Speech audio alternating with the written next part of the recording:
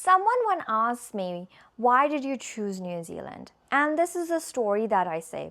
It's a very personal story that I wanted to share with you in the hopes that it would enlighten you to understand what is your motivation to study abroad.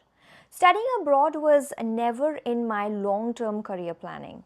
I always knew that I wanted to be an independent woman, that I wanted to stand on my own two feet, earn my own money, and live independently. But I hadn't figured out how. I was still doing my bachelor's in marketing, and it was around the second year when one of my friends she moved to Australia. And while she moved to Australia on a student visa, I was part of the process with her of going to student visa. I was doing with her. So she moved to Australia and then we continued to be friends. She used to call me every day and she would share all her struggles of daily life, the wins and all the achievements as well. And I would just be her compassionate friend, her sounding board. Up until then, I was not motivated to study in Australia.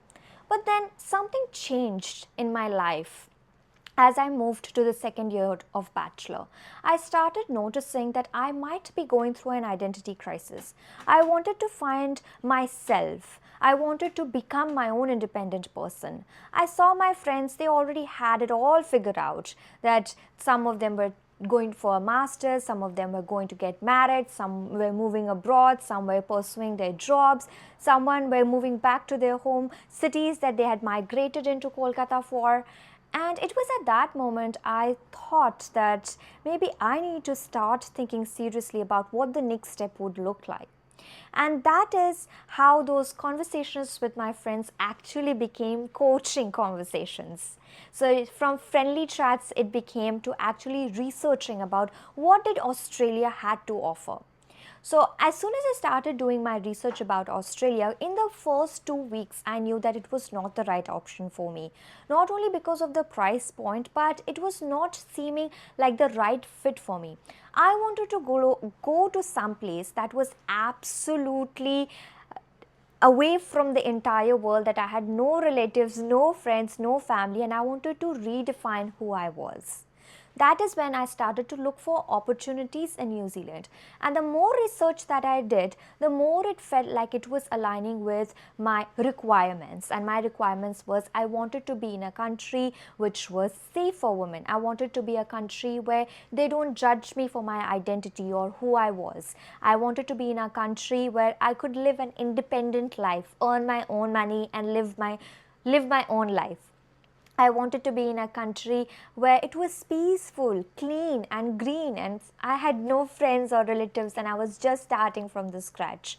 And I wanted some place that was full of adventure, fun, thrive and thrill as well. The more I did the research, I found that Queenstown was one of the cities, one of the towns actually, which aligned with my requirements quite clearly. It was offering that peacefulness that I wanted, but also that adventure, that fun, that thrive that I wanted out of my 21-year-old life back then. I recommend that when you are doing about your inner finding of why you want to study abroad, you need to actually take a step back and think about what are the current challenges that you are facing, whether it is life, family, job, work, something, and how studying abroad is going to solve that problem for you. And that's the reason why I have designed an interactive worksheet where I've asked you a series of questions which will make you think.